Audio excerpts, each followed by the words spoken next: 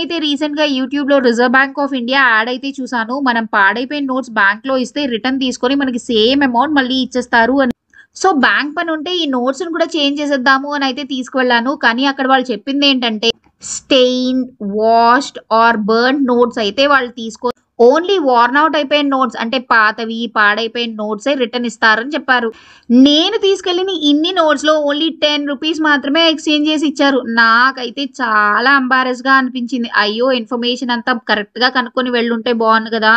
మళ్ళీ ఈ నోట్స్ ఇంటికి తీసుకెళ్లి ఏం చేస్తాను అని చిరిగిన నోట్లు మార్చేవాడి దగ్గరికి అయితే వెళ్ళాను. వాడైనా తీసుకుంటాడా లేదా అని డౌట్ వచ్చింది. కానీ వాడైతే ఈ 260 రూపీస్ నోట్స్ తీసుకొని 220 రూపీస్ అయితే రిటర్న్ ఇచ్చేసాడు. నేనైతే తనని అడిగాను, ఈ బ్యాంక్ లో అయితే తీసుకోవట్లేదు కదా, మీరేం చేస్తారు అని. తను ఏం చెప్పకుండా నవ్వేసి అయితే ఊరుకున్నాడు. నాకు క్యూరియాసిటీ అక్క, నేను గూగుల్లో కూడా చెక్ చేశాను ఈ చిరిగిపోయిన కాలిపోయిన నోట్స్ ని ఏం చేస్తారు అని. నాకైతే ఎక్కడా ఆన్సర్ దొరకలేదు.